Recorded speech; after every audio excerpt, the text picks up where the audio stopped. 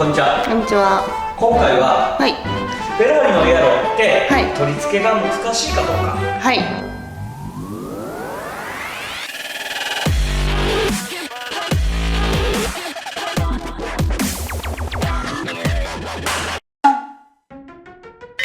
日は説明したいと思います。はい。本当は今年の初めにこれを取り付けるときにムービー撮ったんですよ。はい。ところがこれ三脚にカメラ置いて自分で無言でテクテクつけたから、はい。まあちょっと何もセリフがないで、はい。撮ったムービーっていうのが、はい。このフロントのハーフバンパー、はい。で、あとこっちにはトランクスポイラー。はい。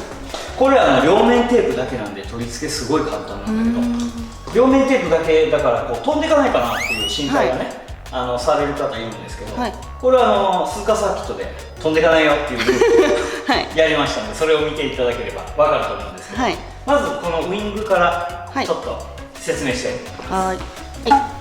はい、ウイングね、これちょっと一人でね三脚置いてやったんだけど、これ両面テープをね、はい。今これまだ保護シート剥がす前だよっていうのを言ってるの。つまり今のこの状態って両面テープが全く効かない。だからポッて浮かしたよね、一回車に借り合わせをしてるのね、でここで社外パーツの製品によっては、この状態って片方が浮いてるとそれを浮かないようにしようと思うと今度反対側が浮いてる。歪んでるってことですか。そう、これ本当に多いの。だからテープをピーッと貼ってね、もう一回なじませるみたいな3日間か4日間ぐらいそういうことしないといかんような製品もある。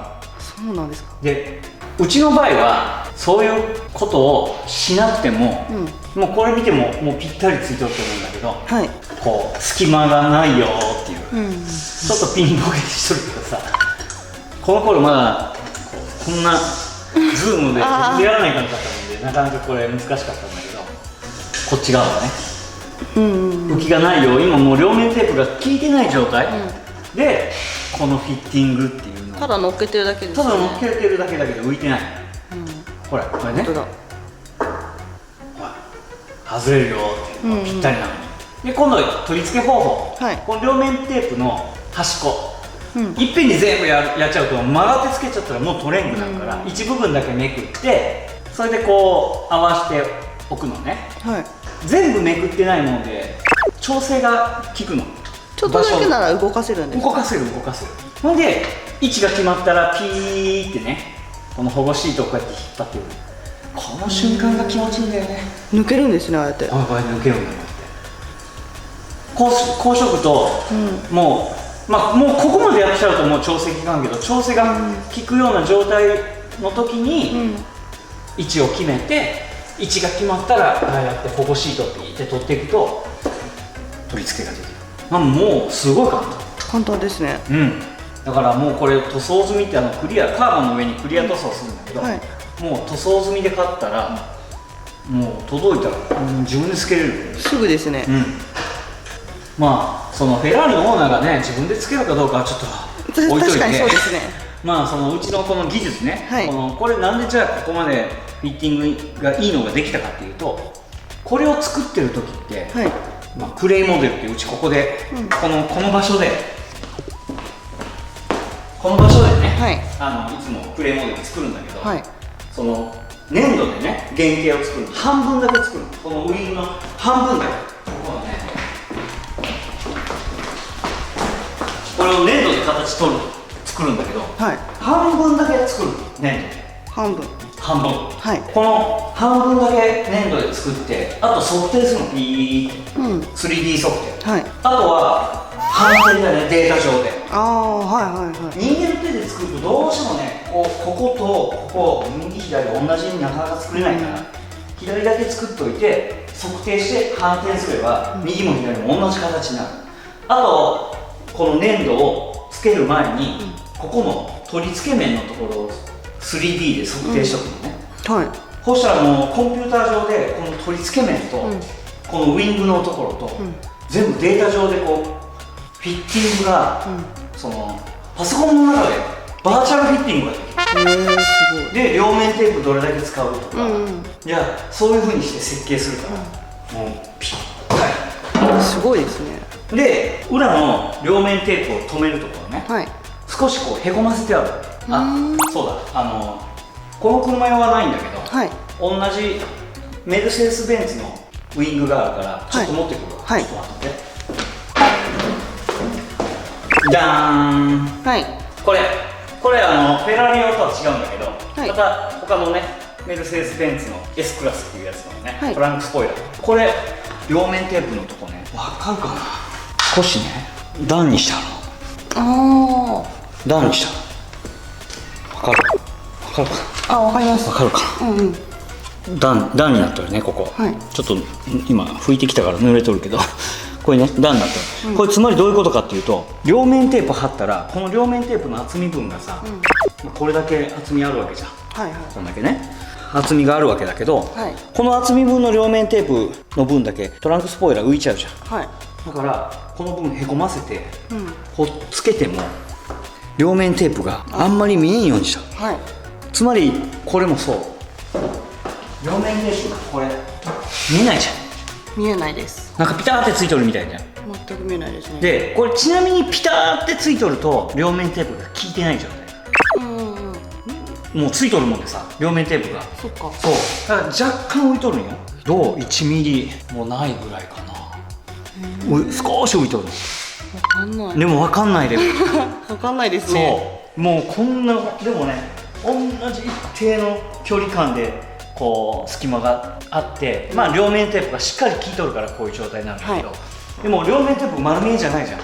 全然。こんだけの分厚い両面テープだよ。こんだけ分厚い両面テープがさここ貼ってあるんだけど、もしこういうへこましの面を作ってなかったら、バコーン浮いてるように見えるね。そうですね。普通に両面テープ部分があるってことですね。そうこれも本当にこの CAD データ使ってこうやるからこそできるっていうか、これはすごいまあまあ技術がある。しかもねもしこれ人間の手でやったら同じ面、これ平らだったらいいよ、こういう曲面になってるところを一定の距離で人間の手が掘るなんて無理ちょっとすごいですね。無理だよね。いやもうこれはもうデータでやるからこそできるっていう。これうちのこだわり。次エアロ。でエアロの方はデザイン的にね、このスーダサクトのやつでもちょっといろいろ言ってるんだけど、そのワイドに見える部分っていうところがね、これ真正面から見て結構こうノーマルに比べてワイドに見えるのね。でそれがその黒い部分が増えたっていうふうにスーダサクトのムービーでは言っとんだけど、それだけじゃなくってここにダクトがある分ここちょっと出とるのね。そうか。そうこの分がまたねワイドに見えるっていう特徴なんだけどね。で形ももともとこういうお口がニコって笑っとるやつから、こういう台形のムッてしたような顔つきね。でもともと458の車はどっちかって言ったらナチュラルっていうか、バンパーが純正バンパー可愛らしいの。丸っぽいってこと。丸っぽくて本当にこうザ・シンプルみたいな。でもちろんフェラーリのオーナーさんってノーマルで乗るっていうね、いいっていう人もいれば、もちろんそういうのもありだと、でもやっぱりちょっと変えたいなっていう人だって絶対おるわけ、そういう時にこういうエアロをつけると、その今488と458から新しく488っていう車に変わって、でまたこれのスペシャルモデルっていうのもあるんだけど、そのバンパーが結構派手系になってるのね。フェラーリの純正でも、そうすると新しい車がどんどん少し派手になっていってるから、ちょっとやっぱりあまりにもシンプルすぎると、もう今風っていうか、そういう風に少しでも変えたい。じゃあ488に乗り換えりゃいいじゃんって思うかもしれんだけど実はこのエンジンがね、今の方の車とこれと違うんだね。そうなんですか。大きな違いが NA っていうエンジン。NA、自然吸気、で今出てる車はターボだね。で NA とターボの大きな違いは音。もうエンジンの音がもうまるっきり違う。違うんだ。分かりやすく言うと F1 だね。F1 もう昔の F1 もうキャンキャンピンピン言うとったのに、今めっちゃ静か。そうなんですか。あれはターボになったからやっぱ NA の音にはかなわないよね。この音がいいっていう人はなかなか新しい車に乗り換えられない。シンプルな飽きてきちゃったな、ちょっと少しスポーティーなエアロにしたいなっていう風な時にこういうエアロがね、バチッそうですね。そう、まあ、これがカスタムの基本な考え方なんだけど、はい。うん、だからまあフェラーリに限らずうちが作ってるアルファードとか CHR とかフィットとかいろんなね、はい車もそんな感じで純正ではちょっと物足りないっていうところにつけるのがこのエアロパーツのいいよ、ただやっぱりその形だけじゃなくって取り付けもすごくこだわるね。はい。なんか取り付けすごい難しかったり、なんか取り付けができないので、そういうのはもう我慢でちゃんと作ったら取り付けがいかに楽かっていうのをこれからムービーではい。お見せしたいと思います。はい。はい、いやこれがノーマルなの。はい。あ、丸い。確かに。丸いんだよね。はい。で、ほら。ああ、わかる。わかります。そう、これちょっとだいぶやっぱり雰囲気が変わるね。で、これ今何やってるかというと、カーボンのシート貼ってるの。純正バンパーで、カーボンシートって、はい。カーボンちょっとガバッチいけどね、これあまりだから、はい、カーボンのシートでこれこうやってステッカーになっとって、はい、で結構これねベタっと貼ってもね泡、こんなの普通バーンと貼ったら泡になるじゃん。あ、エア入んないんですか。エアこれねもうすごい抜けるラッピング用のやつ、ほらほら綺麗に入るの、ほらこれ逃げるの、これ空気がほら簡単に。そうこういうラッピング素材のシート使ってるから水使わなくても誰でも簡単に貼れる。